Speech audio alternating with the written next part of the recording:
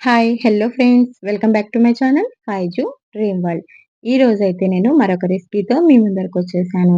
ఇప్పుడైతే చూస్తున్నారు కదా! మటన్ వేసి చామదుంపల కర్రీ చేశానండి. దీన్ని మేము అరవీ కసాలన్ అని గూడా అంటారు. హైదరాబాదీ అరవీ కసాలన్ అండి. చాలా బాగుంటుంది. దీన్ని అరవీ కా షేర్వా గూడా అంటారు. ఇదైతే ఎలా చేసుకోవాలో చూపిస్తాను. దీంట్లో అయితే చాలా మంచి బెనిఫిట్స్ ఉన్నాయి.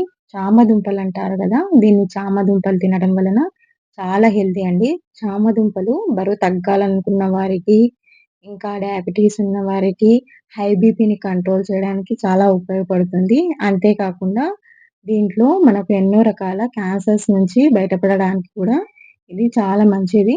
అంటే ఇది క్యాన్సర్స్‌ను రాకుండా చేస్తుంది తినడం వలన. ఇప్పుడైతే దీన్ని బంగాళాదుంపని ఎలాగైతే ఉడకబెట్టేసుకుంటామో సేమ్ అలాగే ఉడకబెట్టేసుకొని మొత్తం పీల్ చేసేసుకున్నాను. ఇప్పుడైతే కుక్కర్‌లో కొంచెం ఆయిల్ వేసుకున్నాను. ఆయిల్ వేసుకొని కొంచెం హీట్ అవ్వగానే ఇప్పుడైతే నేను బిర్యానీ స్పైసెస్ వేసుకుంటున్నాను. బిర్యానీ ఆకు, చెక్క, లవంగం, యాలుకలు ఇవన్నీ తీసుకున్నాను. ఇప్పుడైతే కొంచెం ఆయిల్ వేసుకుంటున్నాను. ఆయిల్ కొంచెం హీట్ అవ్వగానే వేసుకోవాలి. ఇంతవరకు నా ఛానల్ చూస్తూ ఉండి గూడా ఇంకా ఎవరైనా సబ్స్క్రైబ్ చేయని వారు ఉంటే ప్లీజ్ సబ్స్క్రైబ్ చేసుకోండి. ఒక లైక్ చేయండి. ఇప్పుడైతే నేను ఈ మసాలా దినుసులను వేసుకున్నాను. ఒక అర నిమిషం వరకైతే ఇలాగా మొత్తము ఫ్రై చేసుకోండి. ఇలా ఫ్రై చేసుకున్న తర్వాత నేను 2 పెద్ద సైజ్ ఆనియన్‌ని కట్ చేసుకొని వేసుకుంటున్నాను. ఇలాగైతే సన్నగా తరిగేసుకున్న ఆనియన్స్‌ని వేసుకోవాలి. ఇలా వేసుకున్న ఆనియన్స్‌ని బాగా కొంచెం ఫ్రై చేసుకోండి. ఇవి రెడ్‌గా అవ్వాల్సిన అవసరం లేదండి. ఒక 2 నిమిషాల వరకు ఫ్రై చేసుకుంటే సరిపోతుంది. ఇలాగైతే ఫ్రై చేసుకోండి. నేను చూపించిన విధంగా అయితే కరెక్ట్‌గా చేసుకోండి. చాలా టేస్టీగా, చాలా మంచి రుచితో కుదురుతుంది. ఇప్పుడైతే ఆనియన్స్ ఫ్రై అయిపోయినాయి. ఇప్పుడైతే కొంచెం అల్లం వెల్లుల్లి పేస్ట్ వేసుకుంటున్నాను. ఒక పెద్ద టేబుల్ స్పూన్ వరకు అల్లం వెల్లుల్లి పేస్ట్ వేశాను. ఇది కూడా పచ్చి వాసన పోయేంత వరకు ఫ్రై చేసుకోండి. ఇలాగైతే ఫ్రై చేసుకోవాలి. ఇప్పుడైతే నేను ముందుగా చామదుంపల్ని ఇలా తోలు తీసేసి పెట్టేసుకున్నాను గదా! అది ఒకసారి చూపించాను. ఇప్పుడైతే 250 గ్రాములు అంటే 1/4 కిలో మటన్ తీసుకొని వాష్ చేసుకొని వేసుకున్నానండి.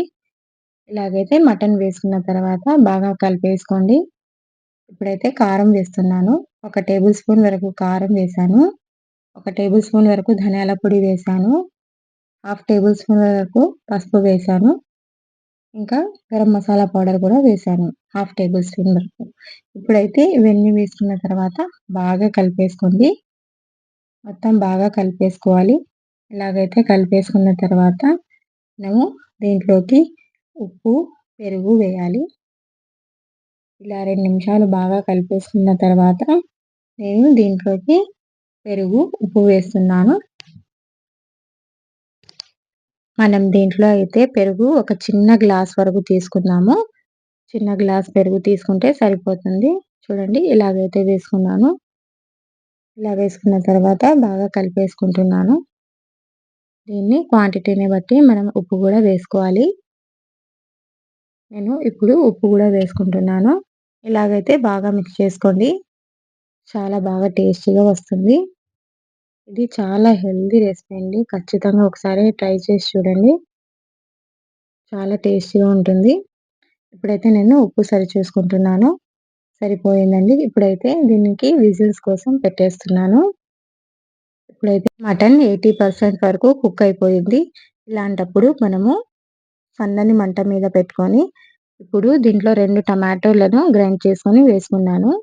ఇలా వేసుకున్న తర్వాత బాగా కలిపేసుకోండి. ఇలా కలిపేసుకున్న తర్వాత ఇంకా ఒక 5 నిమిషాల వరకైతే ఉడకబెట్టేసుకోండి. ఇలా ఉడకబెట్టేసుకున్న తర్వాత మటన్ బాగా కుక్ అయిపోతుంది.